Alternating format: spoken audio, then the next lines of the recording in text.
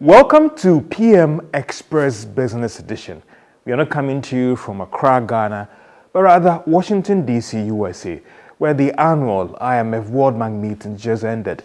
But for us at PM Express Business Edition, this is a special edition where we focus on several sectors of the Ghanaian economy as we engage some distinguished personalities when it comes to the energy, parliament, and also lending to the agricultural sector and even small and medium-sized enterprises as we engage the Chief Executive of Development Bank Ghana, Chairman of Parliament's Account Committee, and also the Chief Executive or the Executive Director of ASEP, that is Benjamin Boakye. I know in your busy meetings here and being able to grab you to talk to you, the oil sector, and a lot of things have happened in this space. It appears that it is not moving as fast as we want, and these are stuff that time waits for no man, some will say. What is happening to Ghana's oil space that we understand that production is dropping, investments are not coming in? What are we not doing right? Or what are we doing wrong that it's stalling the pace of growth that everybody was expecting, that by now we are way up there when it comes to exploration and production? Thanks, Josh, for having me. I think a lot of the projections that Ghana actually made back in 2019 was largely informed by the prospect of the oil industry. And therefore, some of the borrowings that we saw coming up was an anticipation that we will have more oil revenues. We're expected to grow our production to around 400, 500,000 barrels per day. Because of some signals that we saw, investors were more interested in Ghana. We had 3 fields coming on stream. Aker's field was a prospect that we thought could also come on stream. We had Block 4, which was much more promising, ENI, to go in aggressively, explore and produce the oil. We had about 60 applications in 2018 for our oil blocks that we actually launched to attract investment. So the investor appetite it was all signaling that people were interested in Ghana, and suddenly nobody was interested, and because the investment climate shifted, government decisions was erratic and poor.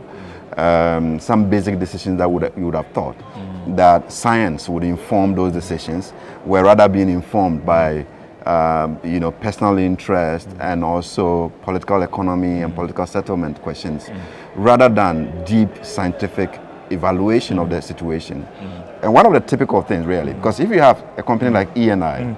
And then before you go into the ENI issue, I know an oil firm that is currently waiting for that approval to be granted. It appears that it dragged so long that it impacted on their ability to even borrow to finance their exploratory activities as well. How did this delay in the uncertainty and government dragging its feet on approving these plan of development for some of these oil exploration firms also play a role in affecting the exploration and development of our field? No, I think it plays a major role. Could it be a major role for what is happening now? It plays a major role, but I think in that conversation there is always a negotiation. What we haven't done well is follow strict rules, because there are rules in the agreement, how long it takes for you to approve. If you have comments, how long it takes for you to revert to the companies. So in that space, we haven't done too well following our own timelines, and also in some instances demanding that the companies provide the necessary information for us to do it. I mean, in the case of Aker, for example, they have missed timelines, several timelines to actually get to FID, even submit a plan of development, and we were not chasing them for it. And what for whatever that, reason. Now they have gotten the approval, and they are still not submitting FID, financial closure to the project, for us to know whether 5 years or 3 years down the lane we'll be able to produce oil from that field. It comes also to the question about how attractive your terrain is. Because if the investor is struggling to raise money, it also reflects on the context. Because if they are not getting money, then there's little you can actually do.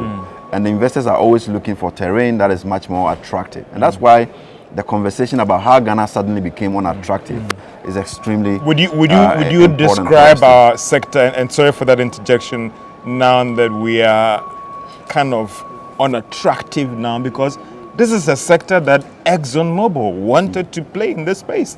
And so what has suddenly, is it the regulatory challenge or the political challenge that has made investors sit back a little bit, but for some would say unattractive, if that is your position now, and what has caused that? I think broadly it's been politics and not And science. it's the fact that you see the oil sector as unattractive to investors now. It's not been. I think Exxon, for example, got their contract around end of 2018. They wasted a whole year trying to find who a local content partner could be, because government didn't want them to use their own selection. You know, and if somebody has to go and explore oil, they need to identify who has capacity to be able to partner them to actually explore. And Ghana government wanted to impose a local content partner, which Exxon rejected because of US laws and corruption issues. And eventually they had to settle on GOIL as a compromise, you know, for GOIL to partner them, without us critically analyzing whether GOIL even had the capacity to invest in that oil. Down the lane, if we go in to understand what GOIL has lost over the years, I mean, it could be huge, because to pick 5%, if their investment is about, say, $50 million, and you put 5%, that's $2.5 million cash. At the time when GOIL's profitability was less than $5 million, right? And they suddenly have to cough $2.5 million to go and do an exploration that may not yield any benefit in the short to medium term. So the politics really didn't shape the industry in a way that actually attracts the right kind of investment into the space. And then came in the bigger one, which is the law cases, lawsuits of Ghana. Now you have the major players in the sector, Tallow and ENI, all in arbitration. Tax issues, and then also commercial development issues, which for me could be addressed if we are really tactful. Sometimes it's not just about being right or being wrong. It's about also projecting to see the implication of your decisions. There are some things that I'm not saying that maybe Tallow is wrong in the tax issues. Even if you think they are wrong, and you can project and look into the crystal ball and say that these are things we can learn from, so that you tighten the rules so that it doesn't reoccur. It helps you to promote the industry without sending signals to investors that you are anti-competitive, you are anti-investment, you know, but you're rather projecting into the future to see how you address problems as they emerge. And then you have another one, ENI's one, which we clearly saw that Ghana's case was terrible. I mean, why is it terrible? Because government had argued that they have a case based on what ENI or Springfield has submitted to them. They still feel that there's a need for unitization. Now Springfield is now going back to do further works. What makes you think that we also got it wrong in that case and we should now apologize and move on? Because it appears there's still some level of litigation still going on. Unitization is a good thing. It helps. It's supposed to benefit the country and also the investors. Right? It is not supposed to undermine the interest of anybody. If you want to unitize, the first question you ask yourself is, what is the benefit to the country? Right? So you want to make sure that one infrastructure can be used to serve some fields and also to prevent multiple investment. For example, if it's the same reservoir, then doing 2 FPSOs only increases the cost to the state. So you want to avoid that. Even in situations where the wells, the discoveries are not connected, proximity can also cause those unitizations. But critically, you have to have common sense conversation with the parties involved for them to appreciate the need to do the unitization. And the way to deal with it is to allow the science to prove that it makes sense to actually unitize. Did the science not prove, the data didn't back the argument that indeed it makes sense to unitize these two fields? It was clear to all of us that the clear science... to government, clear to all the actors that for government, I don't know whether because it was based on data submitted to them. I always struggle to conclude that it wasn't clear to government, because that would also mean that all the institutions, GMPC, Petroleum Commission, the Energy Ministry, they were incapable. That's what I will be saying. Because, so it then brings in the political economy issues. Why would let government take such a decision when it was clear to every industry player that the decision was not based on science? It was not the right time to take that decision, because you need to prove commerciality. You need to prove that the volume that has been discovered on the other side that you want to unitize can actually be produced commercially, so that you are not bringing in George Wiafe to only come and benefit, you know, on a producible or a producing asset. Because when you come in to come and take part of the revenue, the state is shortchanged. The state is losing revenue that should have come to it and the other party. All right. So you need to make sure that the science actually prove that the fields ought to be unitized. And we said you need to prove further. You need to get on to do the necessary studies, the appraisals, and also establish that there is proper communication among the two fields so that the unitization could be understood. But Ben, it appears that from your end at ISEB, you are picking up fresh data that raises some serious questions about the Directive 1 and what was the basis of us going to court. Can you share that with us as well? So, when we said that the science was not ready, we were hoping that government would push for more studies on the field to establish that, in fact, the two fields are connected, and two, that the volumes in place are actually commercially viable, so that independently we can verify that those two things are actually cogent and they speak to the need to unitize the fields. And government wouldn't listen. They said the data that Springfield had presented to them was enough for them to take decisions, and they went ahead to unitize. But do you have a fresh data that supports your argument? Now, we checked the data that was presented to the government, based on which the unitization decision was taken. Then. Okay. And now, when the court ruled that the government was wrong, and therefore they should cause Springfield to go and do the appraisal and further studies. Now Springfield makes a presentation to government, and in that presentation, they make a very stark admission, quite subtle, that the volumes that they actually use to go to court are actually different from the volumes that they are now claiming on the field, which is far lower than the estimates that they used to go to court. Help us the 101 here, for those who don't appreciate their understanding in this whole oil business and exploration and all the rest, that they presented the data first that shows that to the layman there's a lot of oil quantity there that should negate digitization. And now what they have now shows otherwise. Help me out to those of us who don't appreciate the workings of the oil industry to appreciate what was presented then and what has been presented now. Right. So for volume calculation, just like water even in a pan or in a bottle, you want to know the extent, how wide the discovery is, or the bottle that you're looking at is, and then the depth of the oil in the bottle. So in the oil industry, they have what we call oil-water contact, because when you put oil in water, the oil will suspend on the water. So you want to know the level of the oil, and then how deep before it touches the water. So you measure the oil-water contact to know the volume of oil in place. So the oil-water contact that was given to government by Springfield before the court case was about 4,130 meters deep. And now, in the presentation that they are making for the appraisal program, that volume has now diminished to about 3,900, which actually shows that right from the beginning, they knew that the oil-water contact was lower than the number. We can allege for now that they knew, because we cannot independently establish whether. No, but they have given the data. They have given the data. Okay, they have not done any other work. Okay. So how now they show that the oil-water contact is now 3,900 and not 4,130 should clearly tell government today, if they are actually paying attention and following the science, that they were wrong from the beginning. There is no need to hold on to those directives, the unitization directive. They have to withdraw it. You want them to withdraw it they ASAP? Have to immediately withdraw it, because there are court cases in Ghana just because of on that directive. There are people who are actually wanted in Ghana. The courts have ruled, chasing the directors of ENI, chasing the directors of Vitor and their local partners because of those unitization directives. Yeah. And which investor want to put in money when the basic science actually shows that you are wrong and you are still recalcitrant? You don't want to retract.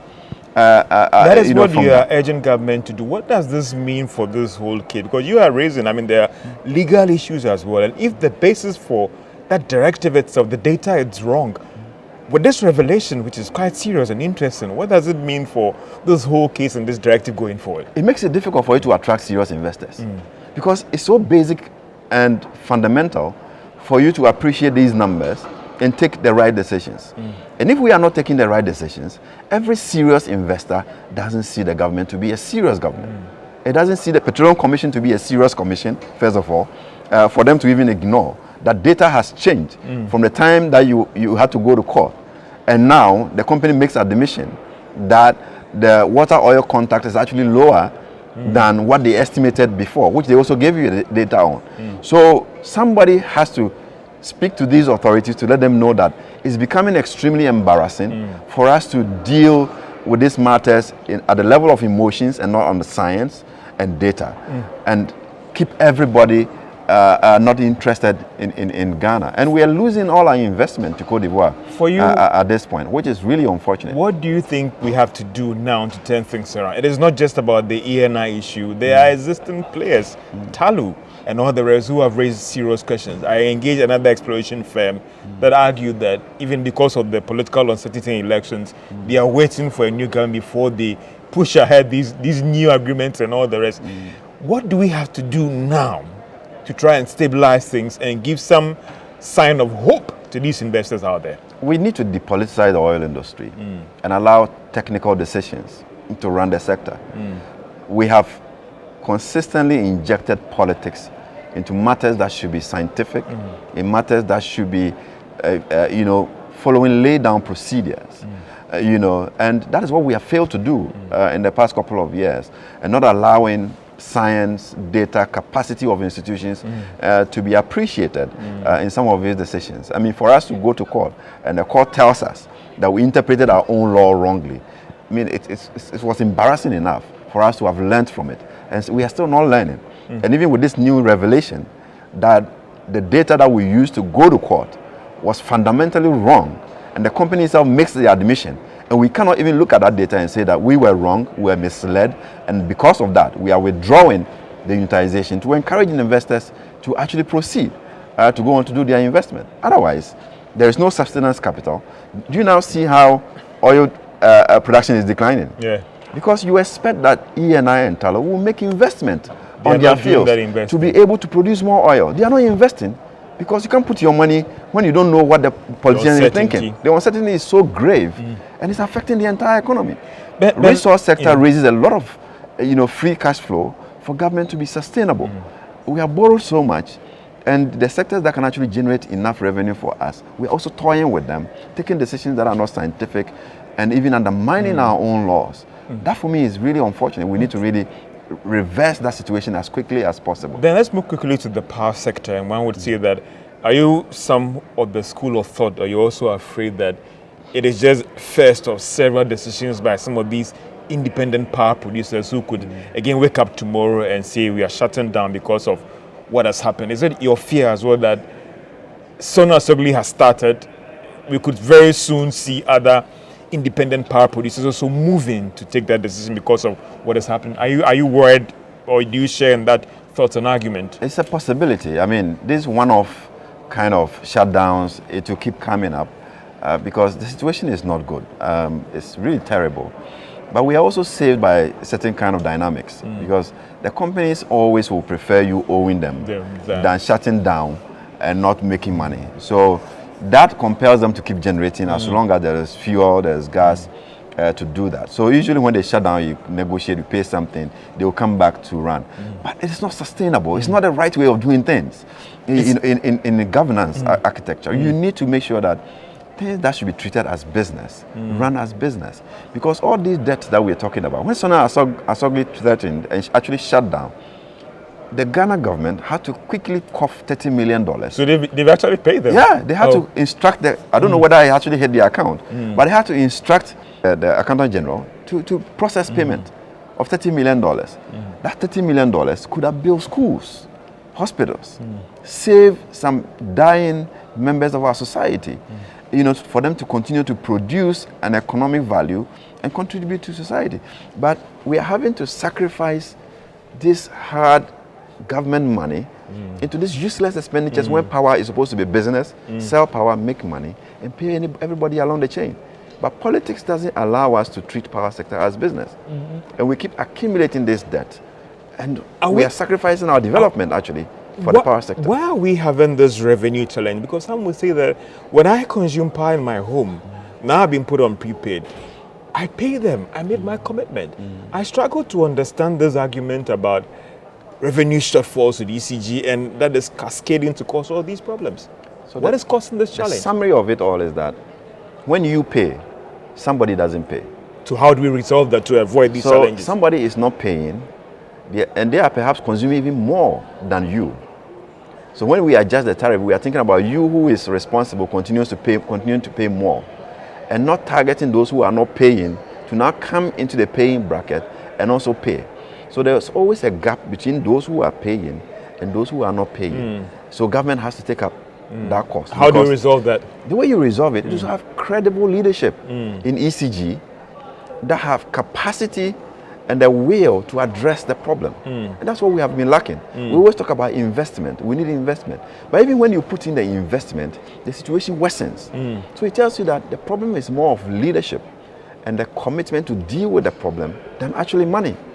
All right? Because so it's not a money issue, because you think that if we pump in money, if we clear all the debts, this challenge will be over. Something that we have not followed critically. You think it's a leadership issue and not a money problem? Let me say this. Something that we have not, including civil society and the media, is that, let's check it. When PDS came, they didn't put in a dime. They only took the asset of ECG and the people of ECG, and within 2 months, they had more than doubled the revenue that was coming in without doing any investment. It tells you that it was more of an attitude and leadership in addressing the revenue challenges than actually investment. Because they were given a year of no investment and they were actually rolling with it and changing the culture of the organization and changing the attitude of people. Do you know what? We have done even studies that show that you have ECG workers who will go to a business.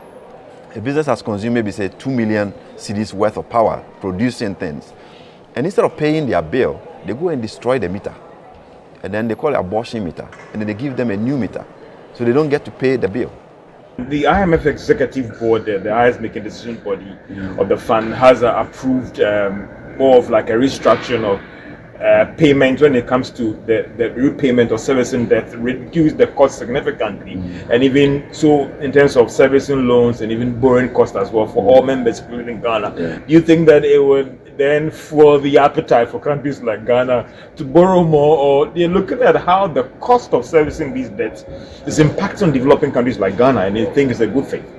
No, I think it's good to actually, give us some relief on our, debt service commitments.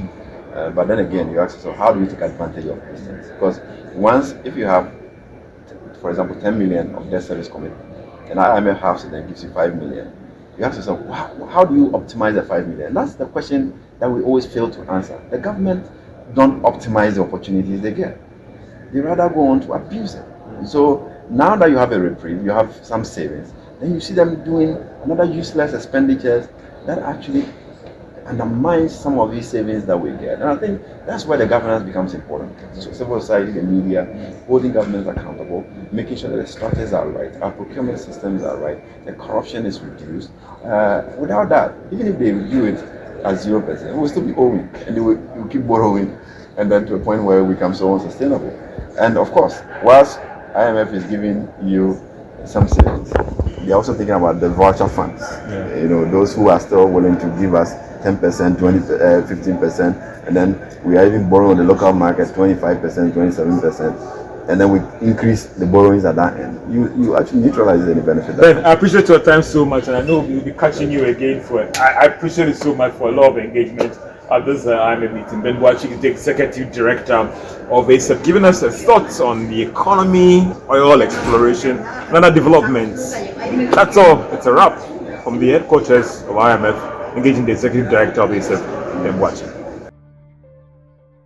Well, call it interesting submissions, and you might not be wrong. And that was the Executive Director of ASAP, Benjamin Boakye, sharing his thoughts on developments in the energy sector in our special edition of the IMF World Bank meetings in Washington, D.C., PM Express, special edition, the annual IMF World Bank meetings. Well, you can't forget about development in Parliament, and that is why we tried to catch the chairman of Parliament Finance Committee, Mr. Patrick Boama, on developments in Parliament and how that is affecting the economy and what needs to be done.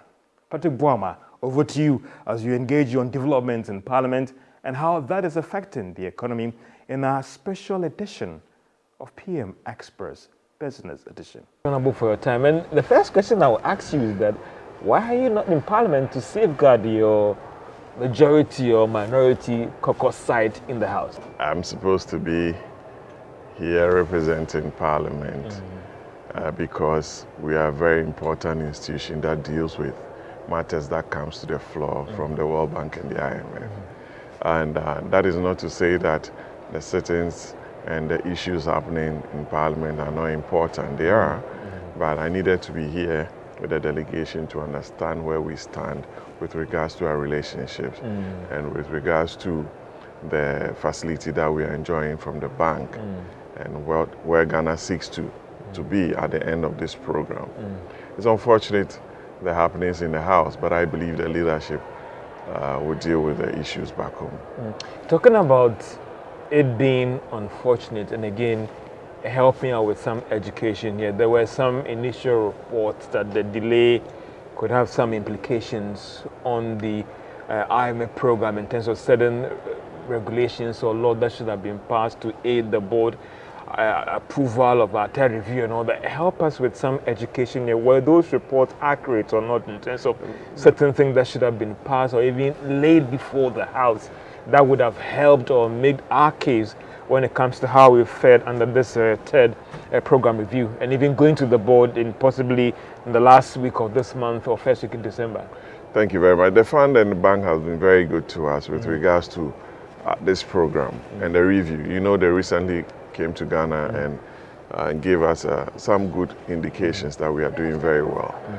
So we expected that on our part, some conditions ought to be met, especially with regards to some legislations. The EPA Act, the GIPC Act, which I sat through the amendments at committee, that we are preparing to even submit the report and take them through the clause by clause or the consideration stage.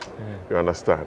So if you have a partner in the bank or the fund that is playing its part, then it's also very important for us as legislators and as government to also come to the table and ensure that we navigate the process by going through all the conditions that have been set out within the fund program. That's why I said it's unfortunate because we're doing very well, and I believe that if we should continue, close of November we should be able to have achieved a lot of the targets that the bank expects us to do, especially in the area of reforms and legislation in Parliament. So you recall that about last week when we reconvened, the EPA bill, which is going through consideration through the Environment and Science Committee, started a very good job on the floor. And so we expected that we're going to have full closure on it, only to be hit by vacating of seats, restoration or staying of proceedings. Joining Parliament, Synodi and all the rest. So the fund and the bank definitely will be concerned. They definitely will be concerned, and that's the most unfortunate part. And I'm appealing to the Speaker and the leadership of the House that they ought to have Ghana in their heart and every decision that they take. Being political on every matter does not help the country. We've gone through a very difficult situation where a lot of Ghanaians have lost major investment through the debt exchange program. Because of COVID, we've suffered a lot. We've gone through an IMF program. And the outlook from all the credit rating agencies are turning out to be very positive in our favor. Some of these reports will give the investor community some hedginess, in my view, and it will not be very good for our outlook. Honorable, help us with some appreciation here, and again, 101 and some understanding. In terms of what are some of those key legislations that should have been passed in the House over last week and even this week and even going forward, that these current uncertainties could delay these regulations as well that could have an impact even on us going to the board for our third review? First of all, I mentioned the Ghana Investment Promotion Center bill, where the center is seeking to become an authority, to be able to have some dedicated funds outside what was in the center's mandate, where they are asking for some clear budget lines to be budgetary allocations to be made. Secondly, they are asking for some fees and charges to be levied on some companies, which I believe definitely will find its way or expression in the Fees and Charges and Miscellaneous Act of Parliament.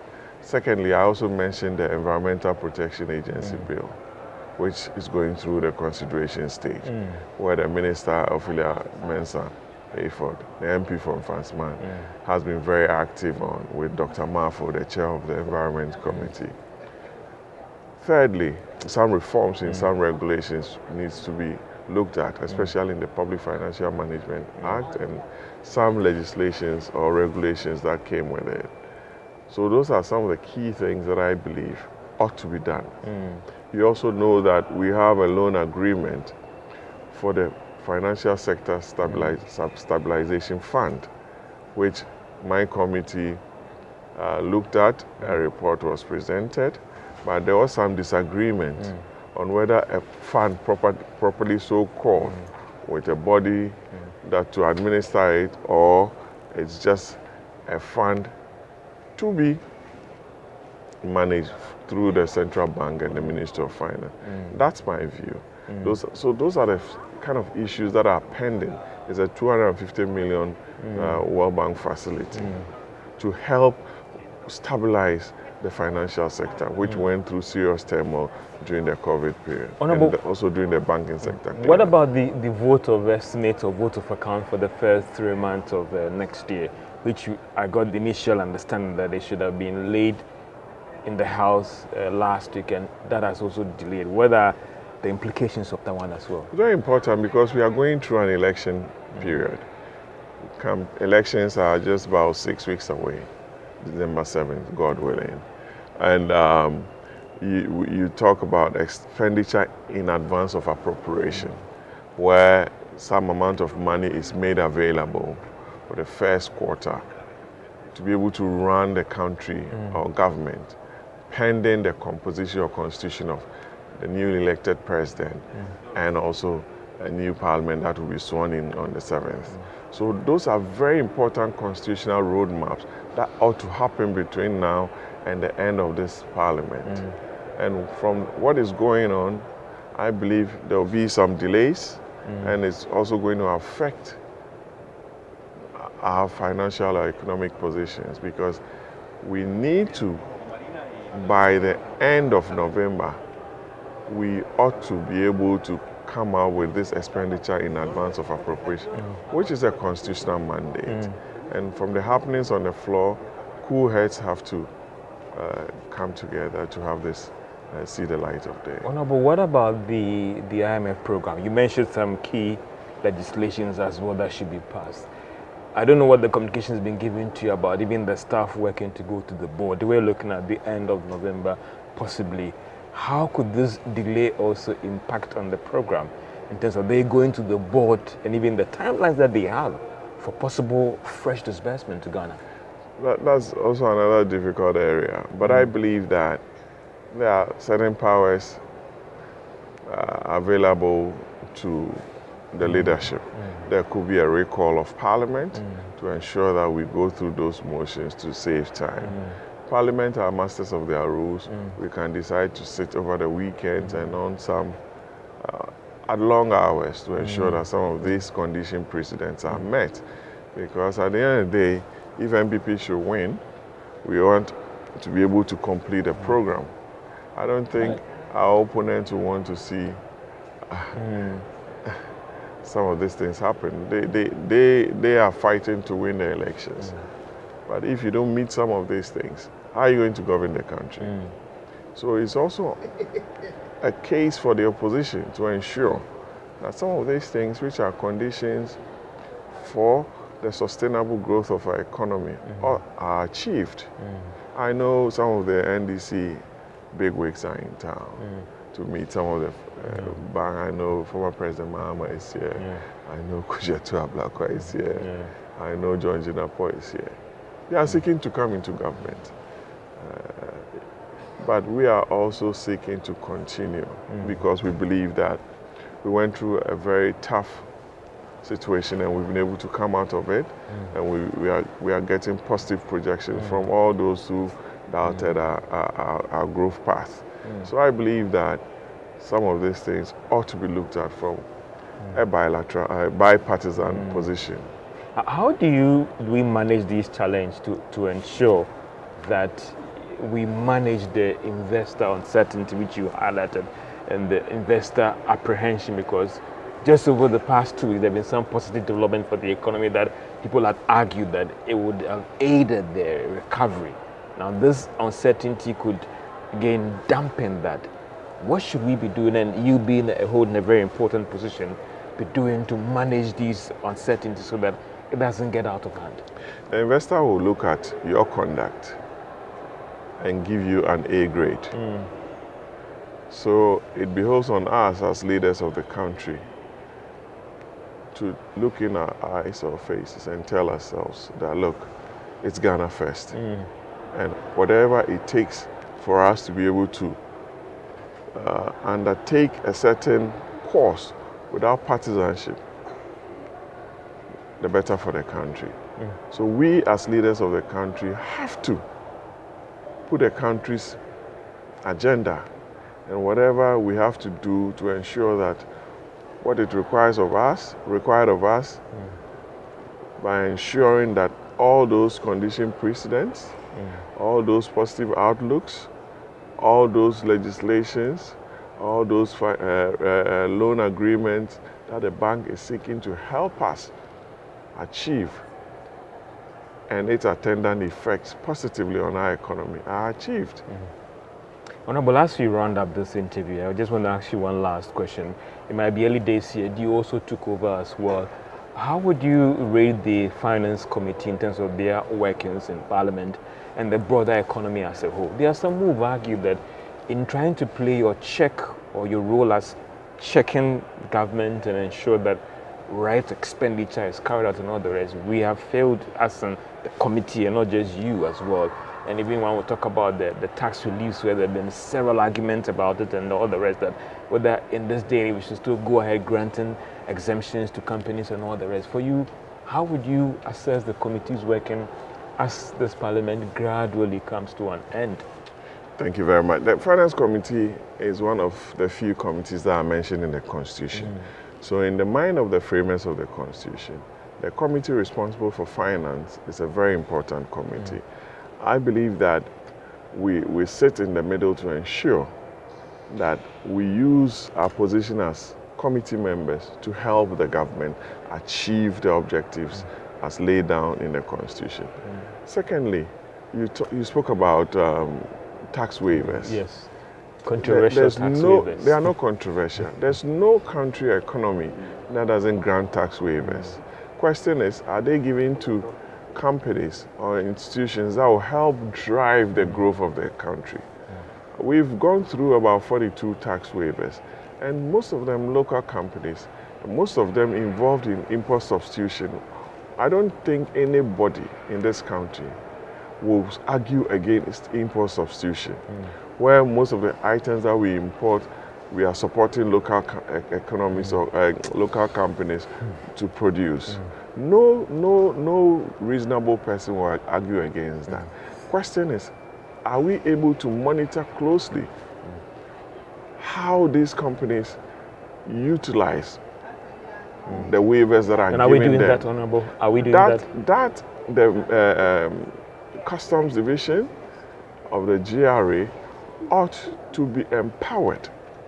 Their capacity ought to be built to be able to monitor so that our oversight job are made easy, you understand.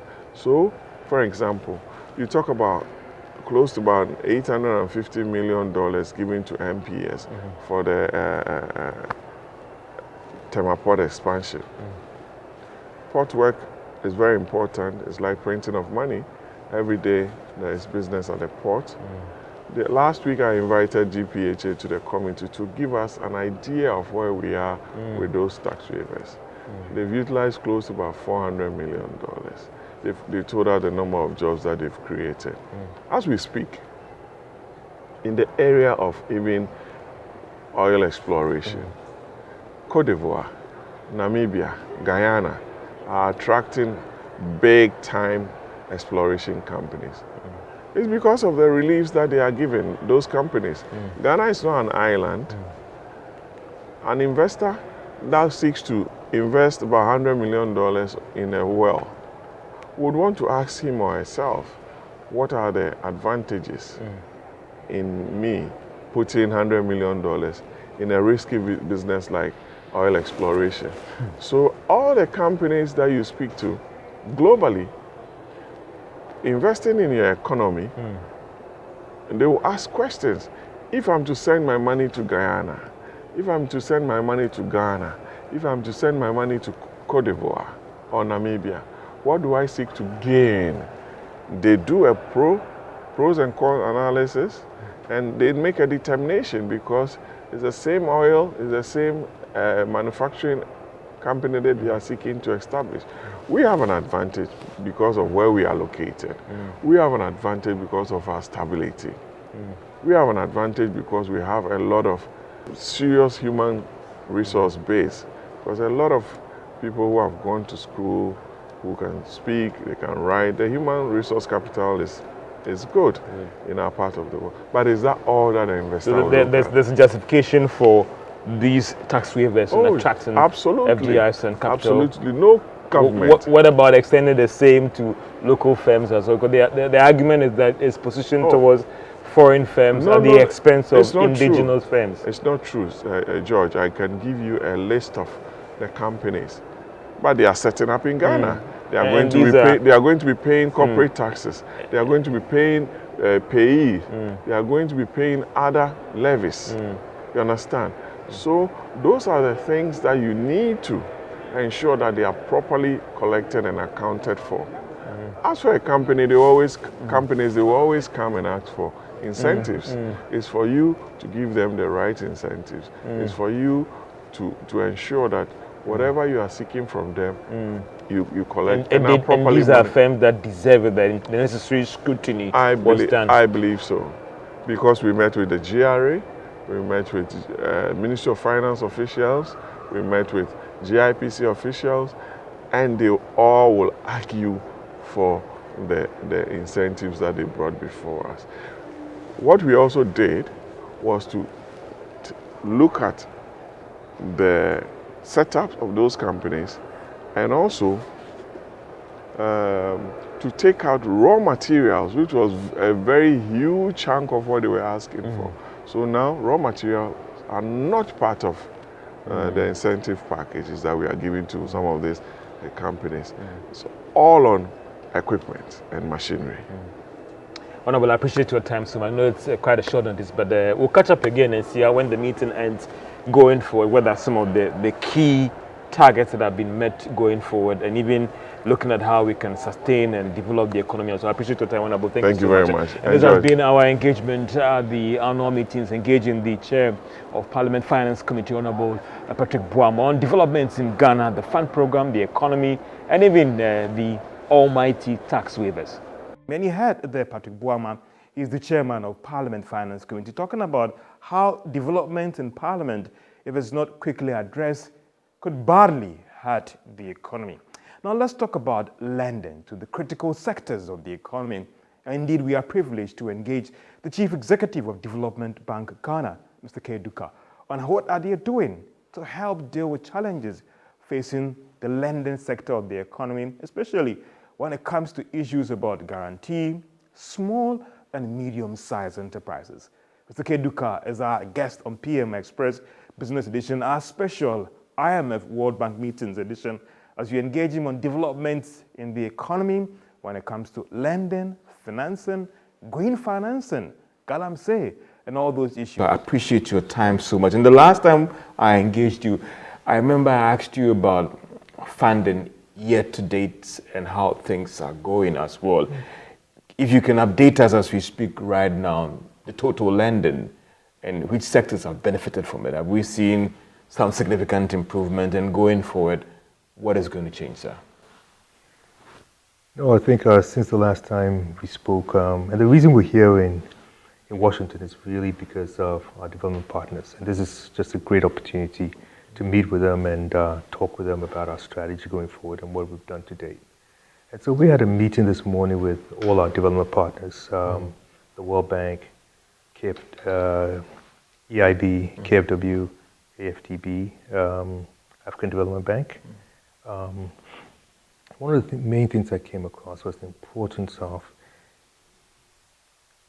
the work that we've been doing in terms of having a positive impact on private businesses, local businesses, and SMEs. And what has that been? So I think since the last time we spoke, we've been able to increase our lending. Our lending has gone up to just under 1.5 billion. We've been working very, very hard in terms of focusing on agriculture.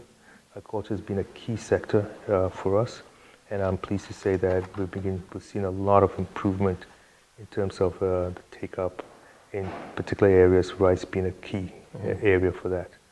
We've also been working very hard in terms of trying to develop into manufacturing, ICT, etc. And that's something that we're laying the groundwork for that. Roughly just over about 700 million has gone into women-led, women-influenced businesses. That's key for us, and because that's one of our key areas in terms of the gender agenda. We've also been working with our development partners in terms of the climate agenda, and we're working to put in place a climate fund to kick off early next year. So when we were talking to our development partners this morning, the key thing has been how can we scale up? We're in the middle of the what we call the project. We're in 2.5 years. And while we made good progress and we put in place structures very quickly, I think we now need to think about how we scale. How we scale and how we engage. And that's going to be a key part of the next 2 years agenda. So look, I just want to come in a bit about the development partners, and that interests me a lot. Based on the work, and I look at your numbers and I've seen the significant performance in the numbers. Are we getting any commitment from these development partners, these DPs, in terms of based on the report card and some additional funding and some fresh areas that they want to focus as development partners, being a critical partner over the years, and what you've done? And I remember the last time you were telling me about it's more about the impact financing and not just the volume of allocation or the increase in fund allocation, but even if it's $1 that went out or a CD that went out, what has been the impact in these critical sectors of the economy? I think you've hit the nail on the head. I mean, what we work to is to make sure that Development Bank Ghana, a CD spent with the Development Bank Ghana, has more impact than any other channel by which the development partners wish to prosecute their agenda. And so in terms of that, there's been very strong support. There's EIB, we just received our first tranche from EIB. There's a lot more to go. And so in that respect, it's been very positive. African Development Bank, they also have strong commitment to us, particularly in the gender area and also particularly in the youth. So the commitments from them in terms of working more in developing the youth agenda and also the green agenda to that respect. The World Bank has actually been a key area for us. They've contributed magnificently. I think we're just under 80% of the initial allocation of 175 million, and we hope to do a lot more with them going forward. Their support has been very much in terms of helping us work together with the government in terms of capitalizing some of our debts to increase our equity base and then as we increase our equity base, we become more resilient, and as we become more resilient, we can do more. So the World Bank is working together with government in that respect. So we're doing a lot of good things, and the commitment from our partners has been immense. So I get from you that the partners are quite satisfied with the work done and the impact financing bit. Have you scored some high marks in that area? Well, we hope so. We hope so. I mean, one of the things that we need to work on, but we have been working on this year, is the penetration. And that is making sure that not only do we support not only have we been supporting the larger local businesses, but also in terms of supporting the smaller businesses, the SMEs. And in that respect, the SNLs, Sinapia Bar, Advanced International, Opportunity International, have been key partners as we continue to develop this program. And so in terms of that scorecard, in terms of impact, we've been doing very well. Yeah. You spoke about SME financing. In terms of funding for that area, what is going to change going forward? I mean, I engaged some persons who worked in this area or in terms of financial institutions, and there are some who argue that it is not a funding problem. But let me look at in the space of Development Bank Ghana. What is the plan going forward for the small size, medium enterprises going forward? What's the plan? Up support and also ensure that there is some kind of targeted technical support to ensure that whatever funding that is extended to them, you get the required impact that you're looking forward to. So in terms of the SMEs, and it's such a critical area because, as you know, up to 90% of our businesses in Ghana are SME-led. Key for us. But what does that mean? There are three things we're going to be doing. The first thing is that we're going to build scale. We have to build scale, and scale will only happen with an increase in technology and how we automate the whole lending process. So that's number one. Collateral-based lending is something that we really want to move away from. And that's a promise from you that the focus is now going to change and not be too heavy on collateralized lending. Is that a promise coming from Development Bank Ghana? Well, it's pretty clear to us that collateral lending doesn't work.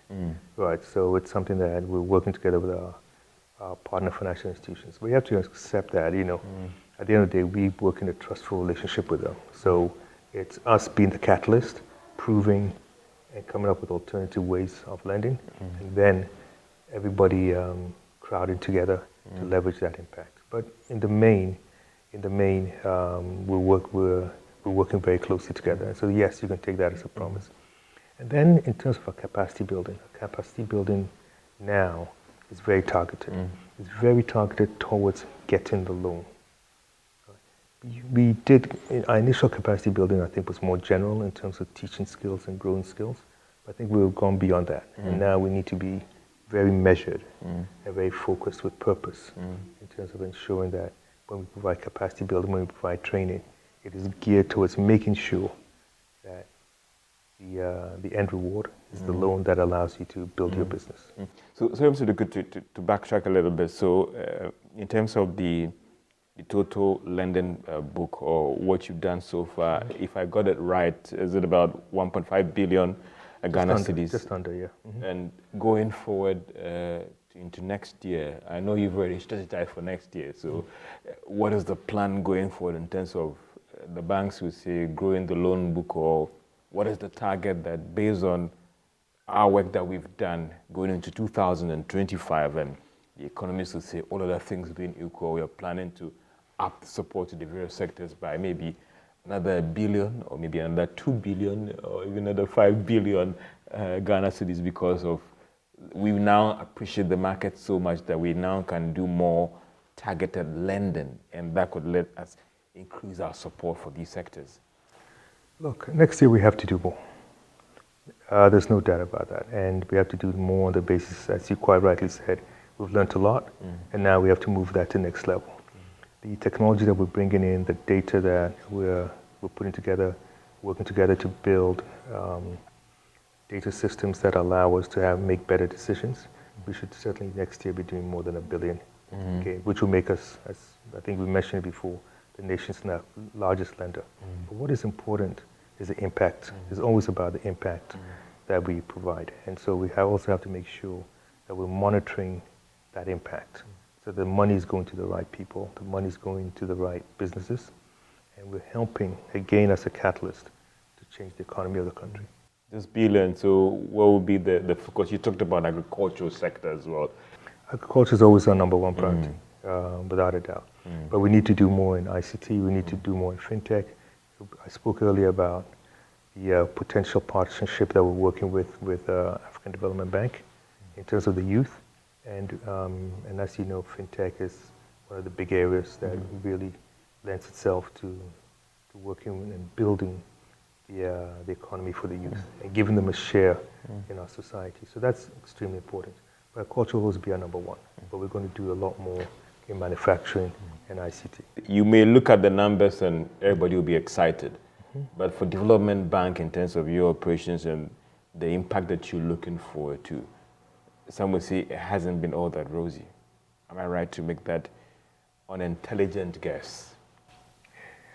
Well, yes and no. I mean, we were set up at probably the worst time you could set up a development bank, with all the turmoil in the economy and the debt exchange and what happened to the CD in the last couple of years. But I think that's also was the best time, because what did I do? It helped make us more resilient. It helped make us learn a lot quicker. Adversity, actually, to a certain extent, can make you stronger. And so, in that respect, yes, I wish we could do more. We will do more. But now that we're looking at the macros for next year, the macros are looking better. And our challenge is to make sure that the macros then translate to the micro, and we begin to get what we need to really make sure that the individual business feels the effect of the development bank. And have these shortcomings more of a now would guide your operations going forward, that you wouldn't fall into that challenge again going forward? No, these are exogenous challenges, so it's not really an internal issue that we have. It's more about making sure that we're resilient.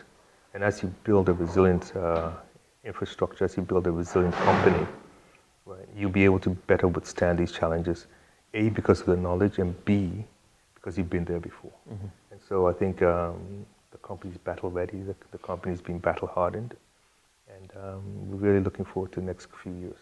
Zuduka, my next question is about what have you done, or what are you doing to try and, together with your board members, to insulate your operations from any political interference going forward? I think people spend a lot of time asking that question, and maybe it's because of the history of development banks. But I think the first thing is results.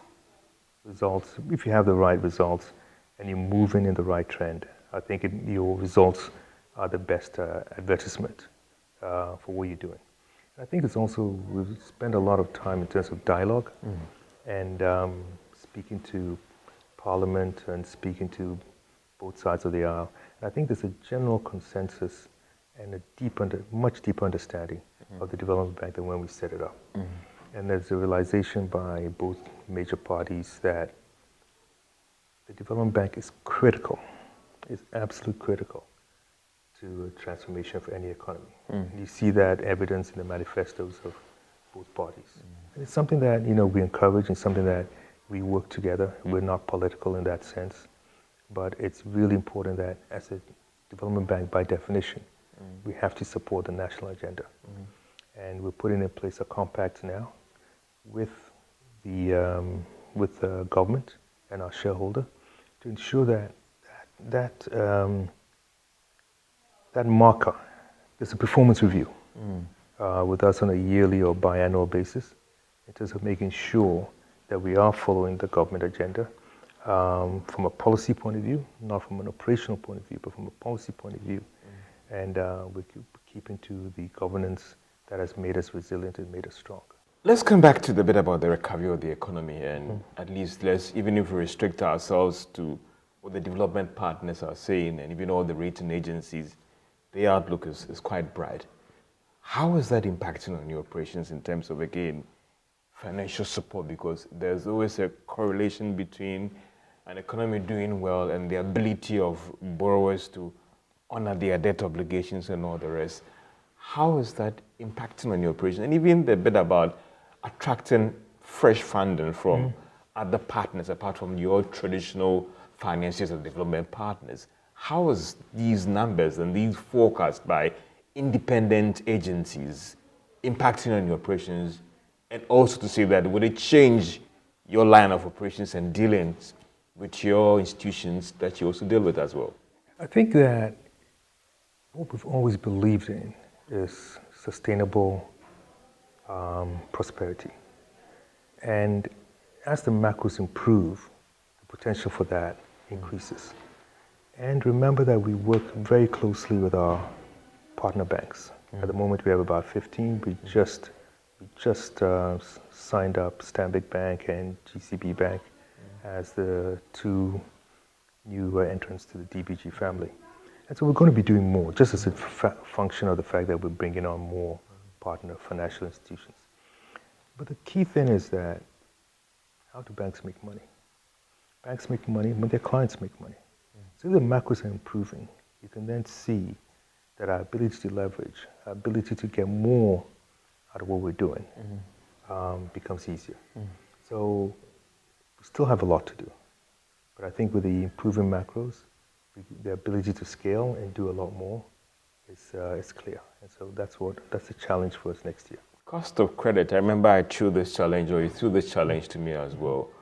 What are you going to do differently going forward in trying to, again, help deal with the costs of credit situation? There's the inflation rate challenge, which it's an issue. There's what government is trying to borrow from the market is an issue as well. And the almighty NPO, shall be getting your thought on it as well. What is DBG doing differently, even though one would say you might be one out of the many in trying to drive down the cost of credit, at least when it comes to the on-lending that you do in this country? So what is the cost of credit? The cost of credit is essentially a risk premium that you attach to any loan that you provide to help mitigate against the risk of not being paid back. And so what we do is that we're working in terms of reducing that risk premium. And we have a provisional license, we're just about setting up the Development Bank Ghana Guarantee, which is run by a good friend of mine, Dr. Prince Ajay. And the purpose of that is to provide risk participation. So that when the banks are taking risk in terms of supporting our local businesses, we're going to come in through Development Bank Ghana and support them up to 60, 70, and even sometimes 80% of that risk. And that's important because if you can mitigate that risk, it allows them to be able to lend more. And as they lend more and as we continue to support good practices, then we can scale up much more rapidly. So this guarantee institution is more of going to absorb the risk associated with lending to certain sectors, and that could again reduce the cost, because I know that the risk nature of a sector is priced into that loan. And I know Agri could be one of the sectors that could be benefiting from this if it materializes. Oh, exactly. I mean, Gersel has been doing that for some years now. And Development Bank Ghana Guarantee will be doing that not just for agriculture, working with Gersel, but in manufacturing, in ICT, and all the areas that we mentioned. So we're just expanding that risk participation footprint. And we've got 50 million from the World Bank, 20 million from KfW. And with that 70 million, we're going to be able to do a lot of good. Yeah. In the economics, we say all other things being equal, when are we hoping that it would take off? Because for a lot of players who are doing good business, a lot of sectors that are doing everything right, but their only hedgehole has been the risky nature. They'll be looking forward to this institution taking off in earnest. Development Bank Ghana Guarantee will be fully operational early next year. We're looking at January for them to hit the road running, but it'll certainly be in Q1 next year. Look, let's talk about sustainable financing. And I know that the green financiers out there might be worried a little bit. What is DBG doing to try and, again, influence financing to ensure that our funds will go into areas and institutions that are 100% committed to sustainable environmental principles when it comes to the operations? I mean, some will say that these caterpillars and champagnes that we are seeing, they don't fly from space to there. There might be a financial institution that it might be indirectly or unknowingly playing a role as well. Looking at the muzzle you hold in this space, what are you doing to ensure that our funding, or we will deal with institutions that promote 100% sustainable workings going forward? I think we got to look at this a little bit differently, right? And so you mentioned green financing, and your premise is that we should work only with the companies that are committed 100% to not destroying the environment and all that kind of stuff. Let's take a quick step back. And I don't know if any of you have been to a galamsey field where you'll see thousands of young men working, basically, as you quite rightly said, with practices that are destroying the environment and all that. And there's a perception that, the answer is to punish them. But do you think that any of them came in that morning to look for gold under really dangerous circumstances? Do you think they came in and their first priority was, let's destroy the environment? No. They came in to earn a living. They came in to earn a living for themselves and their loved ones. So we have to remember that green financing is not just about choosing the select people or group of companies that are blessed enough to be able to do things properly, but to put in place alternatives and practices that allow people to be able to make a living and do it without destroying the environment. And this is where the private sector has to play a role with government, of course, right, in terms of that landscape. And so when we look at the galamsey thread that we have today, the issue cannot be just stopping at punishment and just working with that. The issue has to be to look at how we can provide and allow these people, right, to earn a living, but to do it in a sustainable fashion. And there are examples, even in Ghana, of where the private sector has come together with government in a way that allows the local community, right, to be able to do sustainable practices without destroying the environment. It may surprise you. I'll give you one quick example. Right? Go down to Ada. And in Ada, they've been mining for years salt from the Sologo Dam.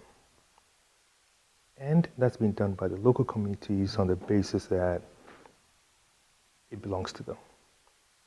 And what happened after a few years, the last few years, if you'd gone down there, you'd have seen that the lagoon, all the water was gone. It had become a desert. All the migratory birds, for which it was famous for, had all disappeared. That was a total degradation of the landscape. Total degradation. Why? Because the same thing as galamsey. People were there mining illegally because they honestly believed that it was for them. Now, a few years ago, private sector comes in and provides the pumps to allow the water to come back from the sea into the lagoon. What happens then? The birds come back, the ability to provide the salt comes back, and now when you go back, you can see that they've restored the landscape. The degradation is gone, and people are earning a living. And how do they earn a living? Because they're also showing them how to pan and mine better. They've given them community pans that allow them to have their own place to do things and do it properly. Yeah. This is an example. This is an example of how private sector, working together with the local community, has been able to stop the degradation of the landscape, but also at the same time provide them a living. Take that same example back. And what is missing from what we see today with Galamsey? You do not see that private sector involvement. And that's key. So where does the Development Bank have a position in this, to your point? We always act as a catalyst. We act as a catalyst, and we've done it in agriculture where the mature farmers help the local communities. We're helping at the moment in Ada where we're helping to build smaller community pans to allow the local communities to be able to mine the salt properly or pan the salt properly, but also at the same time have a way of living. So these are the kind of principles that we should be thinking of rather than just thinking simply, let's punish people. So look, finally, almighty non-performing loans. And when you look at them, as we try and wrap up this interview, my final question, non-performing loans. For you, how do we get around the challenge? If you look at the latest Bank of Ghana data on the ratio and all the rest, it is still going up, and it's a big challenge, and the impact even on the cost of credit. For you, how do we get around this challenge of rising non-performing loans? Some are saying it's the economy gets better, ensuring that the escrow committee and all the credit committee do their work well. For you as Development Bank Ghana, what do you think could be one of the surest strategies to deal with this challenge? And are you going to play any lead role in dealing with this challenge? So because if I look at your books, you've done some good work in trying to minimize loans that could go bad. That's a tough question, right? Because in any entrepreneurial environment, there will have to be a certain level of non-performing loans. If non-performing loans, there were no non-performing loans, that means as a business, as a country, we're not taking enough risk. Right? So there has to be a certain level, but it has to be an acceptable level. Right? And I think what we need to do is to really look at not just the level of the non-performing loans, but to ensure that the deals that we're putting together are bankable. Right? That's the key thing. We believe in concessionary inputs, but we must have commercial outputs for long-term sustainability. And so one of the things that we always insist on is that the deals that we're supporting must be bankable. And that comes to the heart of a wholesale environment, because the bank that we will partner with is the one that takes the credit risk. And so they must focus very much on ensuring that we're working with bankable deals. That works to a certain extent. But at the same time, we need to work with the local business and the SME to ensure that they understand what's required in terms of taking that loan. What are the things you need to do to ensure that you continue to get loans and you continue to grow? And so it's not just about ensuring that you get the money back, it's also making sure that we reward good behavior. And we need to build up that culture where people believe in paying back. So it's not just about the ability to pay, it's about the willingness to pay. And we're doing a lot of work with the Bank of Ghana and the Monetary Authority of Singapore to try and define much better in a modern world what is ability to pay, we know that, but willingness to pay in terms of bringing that mindset back together. And it's really interesting work, and I think we're making some big progress. And BOG, the Bank of Ghana, has been a leader supporting us to run those experiments. Yeah. So, Mr. Duka, I appreciate your time so much, and I know that you would always open the door for us to get more information when it comes to your workings and a bit about the risk in various sectors of the economy, especially when it comes to agric. We'll be digging more into agric later on as we go on, and I appreciate your time so much, Mr. Duka. Thank you. That's all for PM Express Business Edition, coming to you live from Washington, D.C., USA, where the annual IMF World Bank meetings took place. But for us, we had a special edition for you as we looked at energy, development and parliament, and broader lending to various sectors of the Ghanaian economy and what the Development Bank Ghana is doing to address numerous challenges facing the sector in terms of financing small businesses and other firms in the economy. My name is George Wiafe. I'll be your host of this special edition of PM Express, coming to you live from Washington, D.C., USA, and Accra, Ghana. She touched on various developments in the economy and how they affect you, and what is being done by the various players in these areas to help develop these sectors so it can benefit businesses and even individuals out there.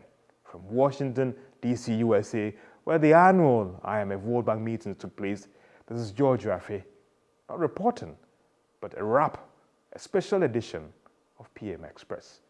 Have a great day.